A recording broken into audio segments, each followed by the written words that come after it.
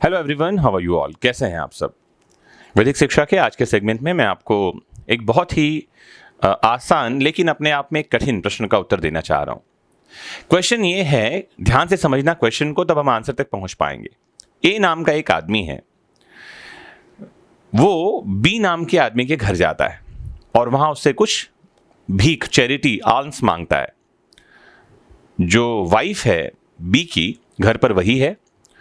वो घर के अंदर जाती है और कुछ सामान जो कि उसके हस्बैंड का है ला करके इस आदमी को दे देती है, जिसका नाम मैंने कहा ए, जो खैरात मांगने गया है।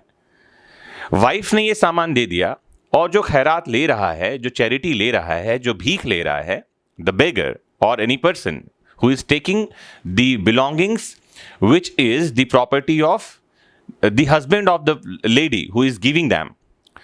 तो यहां पर में कौन सा अपराध है?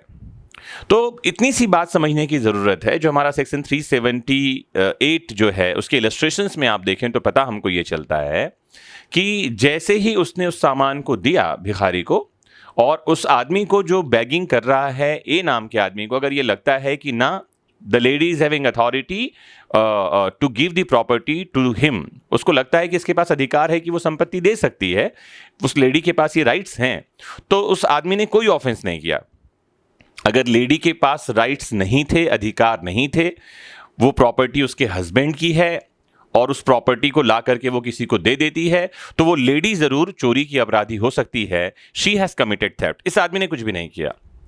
लेकिन वहीं हमको दूसरा एक इलस्ट्रेशन और मिलता है 378 में, जो ये कहता है कि यही आदमी, इसको पता है कि उस लेडी को उस प्रॉपर्टी में कोई अथॉरिटी, कोई राइट्स नहीं है, इसको पता है, लेकिन फिर भी वो उससे उस संपत्ति को देने का आग्रह करता है, इंसिस्ट करता है, किसी भी तरह से उसको मांगता है, और वो लेडी वो प्रॉपर्टी उसको दे देती है, what ever it may be.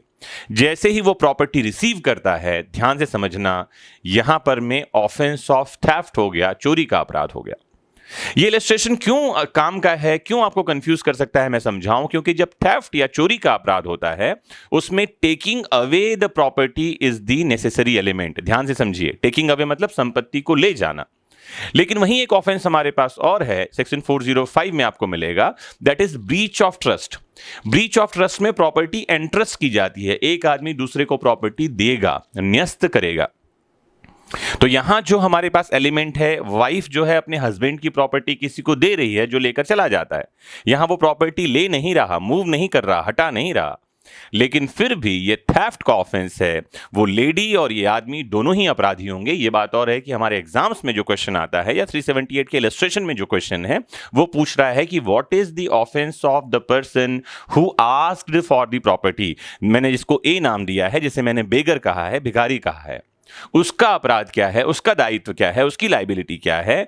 तो अगर उसको नहीं पता कि शी इज हैविंग अथॉरिटी, अगर उसको ये नहीं पता है, उसको लगता है कि उसके पास अथॉरिटी है, तो इसमें कोई अपराध नहीं है। इसको पता है कि उसके पास अथॉरिटी नहीं है प्रॉपर्टी पर, तो ये चोरी का अपराध है, थेफ्ट हो जाएगा। मुझे उम्मीद है समझ में आ रही है आपको ये बातें। तो आज के लेक्चर में बस इतना ही। फिर मिलते हैं किसी लेक्चर में और समझते हैं आईपीसी के टफ क्वेश्चंस को इजी लैंग्वेज में। Have a nice time.